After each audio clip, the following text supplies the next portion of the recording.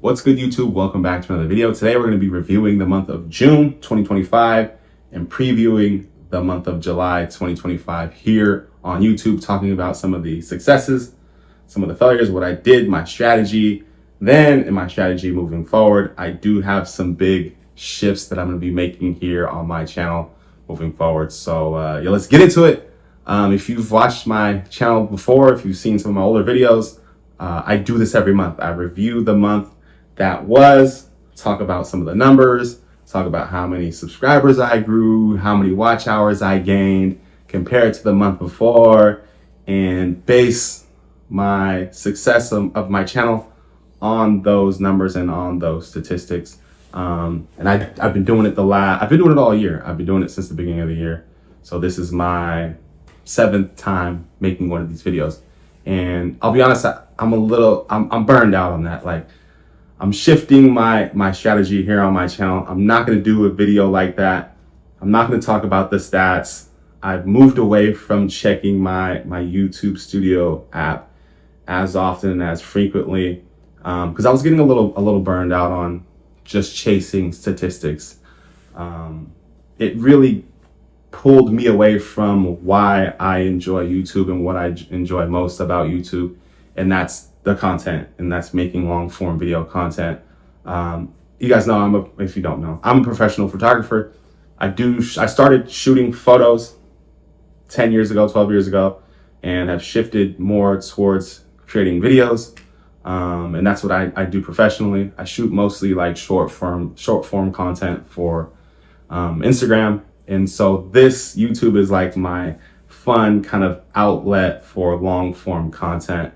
A little bit more like storytelling.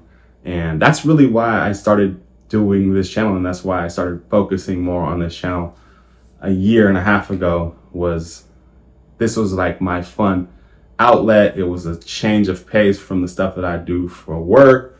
And I love creating these long form videos where I get to talk and storytell. And I just don't get to do that at all at work. It's a passion of mine. And it's an outlet here on YouTube. And when I started a year and a half ago, really focusing on growing my channel, this last year, I really wanted to lock in on hitting some of these statistical milestones, like 1,000 subscribers, like 4,000 watch hours. And I got a little caught up in playing that game and playing the YouTube game and chasing the algorithm and doing all that stuff. And I feel like that took away from what I really enjoy about YouTube. And the concern for me, kind of seeing the direction that I was going, was I wasn't enjoying it as much. I wasn't doing and creating the kind of content that I like. I was just trying to hit numbers and trying to reach these goals instead of thinking about the overall health and longevity of my channel. And that, to me, is the most important thing for my channel moving forward, is the sustainability of the content that I'm making and that I'm doing. I can chase the algorithm. I can do all the videos that YouTube suggests I do and do things that do really well on the algorithm. I can do all that, but if I'm not enjoying it, I'm gonna stop doing it. Like, I'm not gonna let YouTube burn me out, right? Like, that makes no sense. So my philosophical shift, or whatever, the shift on my channel, is to really move away from focusing so much on stats, focusing so much on these big overall like goals to reach, and really focus on enjoying what I'm doing, enjoying the content I'm creating, and enjoying the process of getting better at making videos. And you probably saw my last couple videos that were family vlogs from my vacation. Like, I know like posting those videos is not good for the algorithm. Like, those aren't going to do well. Those aren't super searchable. Like, no one's searching for my personal family vlogs on my vacation. Like, that's just not a thing that people are looking for. It's not good SEO stuff. It's not great for the overall growth of my channel, but that's the kind of stuff I really enjoy making. Like, I enjoy documenting stuff so my kids can go back and watch it, so I can go back and watch it. They love that stuff. I love that stuff. That's the kind of stuff that I want to do on my channel. And videos like that, just the process of making them, posting them, sharing them, give me the fuel and the motivation that I need to keep going on YouTube. Like that I'm not going to make every video a family vlog, or I'm not going to go on vacation constantly just to make these videos. But sprinkling in and mixing in that type of stuff is super important for me personally, because that's what's going to drive and motivate me to keep going. And to just like, this is a grind. Like YouTube is a grind.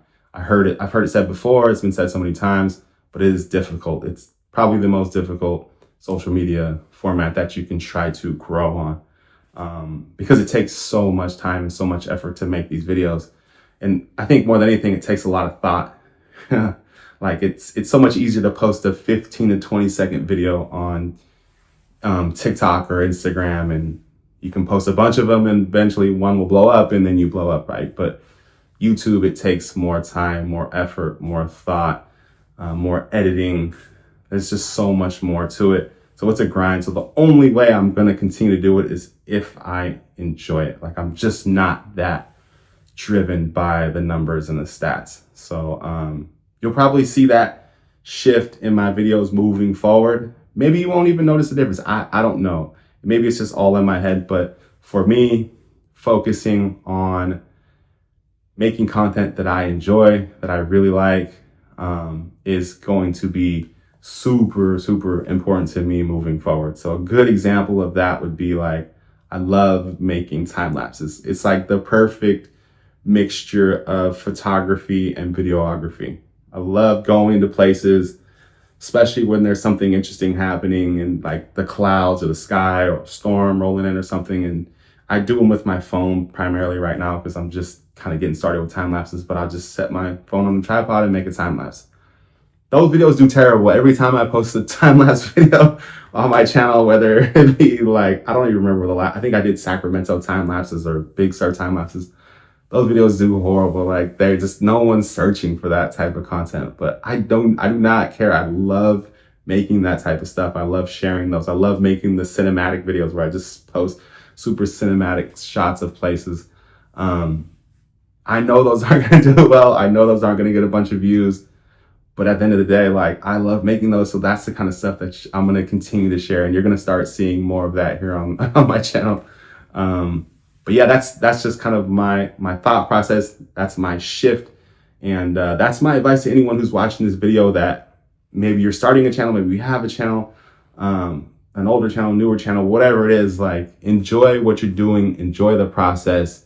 That'll help you sustain what you're doing. Longevity, to me, is the name of the game on YouTube. Like you got to be in it for the long haul. It's not going to happen overnight. You're not just going to blow up out of nowhere. You have to be able to continue to do it and repeat it and do it over and over again and get better at it. And that's when you'll start to see success on YouTube. At least that's what I've learned so far. And that's my strategy moving forward. So appreciate you guys. Hopefully this is helpful. See you on the next video.